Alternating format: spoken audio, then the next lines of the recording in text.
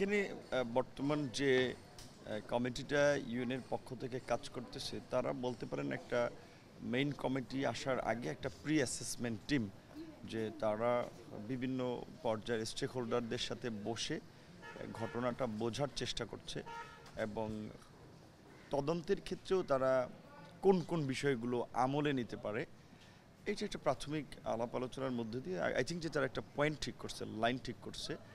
এখানে তারা খুব বেশি কিছু বলে নাই, বরঞ্চ তারা আমাদের কাছ থেকে শোনার জন্য আগ্রহী ছিল যে আমরা কী প্রক্রিয়ায় তদন্তটা চাই এবং কি কি আমাদের সাজেশন রয়েছে।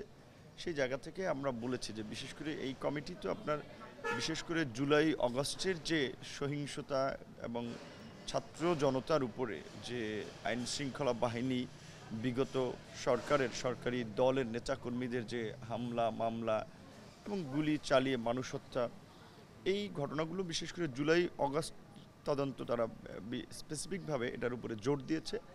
পাশাপাশি আমরাও পরিষ্কারভাবে বলেছি যে এটা যেহেতু একটা ফ্যাসিস্ট সরকার ছিল, একটা ঘাতক সরকার ছিল, কাজেই তাদের চরিত্রটা বোঝার জন্য এই 2 বছরের পাশাপাশি গত 15 বছরের তাদের ল এনফোর্স এজেন্সিকে ব্যবহার করে বিরোধী রাজনৈতিক মতকে দমন করা, দেশে একটা একদলীয় শাসন কায়েম করার জন্য অপচেষ্টাগুলো, স্টেট মেশিনারিকে যে ডিসফাংশন করে দেওয়া, রাষ্ট্রযন্ত্রকে অকেজো করে দেওয়া, এই বিষয়গুলোর জন্য গত 15 ইয়ার্সেরও বিষয়টাও একটু তদন্ত বা আমলে নেওয়া দরকার। এবং এই ক্ষেত্রে তো তাদের বিস্তর এভরি ইয়ার হিউম্যান রাইটস প্রতিবেদনেও তো তারা জানাচ্ছে যে এই বর্তমান সরকার কী ধরনের মানবাধিকার লঙ্ঘনের সাথে তারা জড়িত। র্যাবের বিষয়ে বারবার কিন্তু তারা র্যাবের কার্যক্রম নিয়ে প্রশ্ন তুলেছে।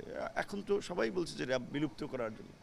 এই বিষয়গুলো আমরা জানিয়েছি এবং তারা বলেছে যে এই কমিটি মূলত পলিটিক্যাল মোটিভের চেয়ে তারা হিউম্যান রাইটস গ্রাউন্ডেই কাজটাকে প্রাধান্য দেবে। সেই জায়গা থেকে মানবাধিকার লঙ্ঘনের সাথে জড়িত বিষয়গুলোকেই আমাদের আরও মিটিং হবে, আরও প্রতিনিধিরা আসবে, বিভিন্ন দলগুলো সংগঠন চাইলে তাদের লিখিত মৌখিক এই ঘটনাগুলো জানাতে পারে।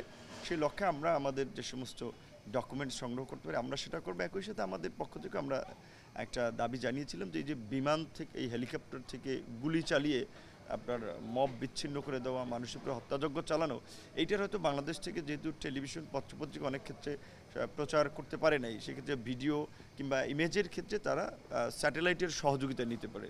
কিছু এই প্রস্তাবগুলো আমরা দিয়েছি এবং নেক্সট মিটিং হয়তো ডিটেলস আলাপ আলোচনা হবে।